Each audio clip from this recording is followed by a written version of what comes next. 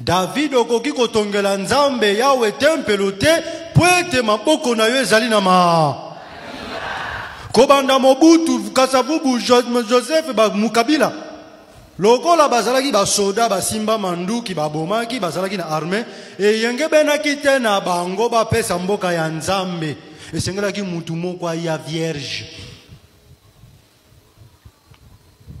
lokola baluba bazali bana bangunza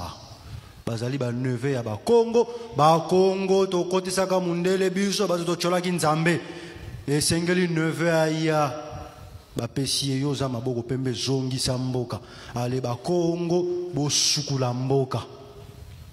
to bokonzi ezo ya sima ezali bokonzi ya nzambe me kozongela na bakongo botika kindoki yambula nketo yambula mambi mpatama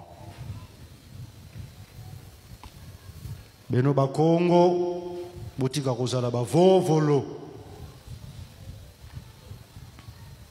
tango ekoki bino batu bokotisaka mundele nzenga nkuvu usiko zali ozoka ngai obebisaki tale kolona yo lelo ekomi réduit mukongo maboko makasi mukongo ndoki mukongo mutema mabe bazofinga bakongo pona nini parce que likaboyo nzamba kitisaki na Yerusalem Yuda tribu ya Juda bobebisaki Dawidi bana ya Dawidi bobebisi busumuki ale bana na bino boboti bikolo yiso bazofinga bino bandoki boleli mingi tango molai bantumwa babimele pa na bino bantumwa babota melikuna kolela na biso pasi ya Congo kobana na nord tina sud tina Afrique mobimba nzambe ayoki yango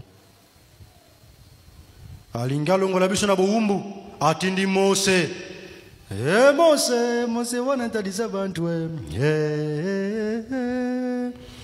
Mose wana talisa bantu anti lulu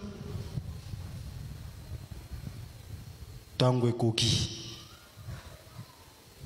moi je ne regarde pas ce que vous êtes en train de faire vos élections là je m'en fous toujours ça lango pour la formalité d'usage pour n'accomplir sa moutunion sur chance à diriger. Mais le problème de la RDC ne concerne pas les élections.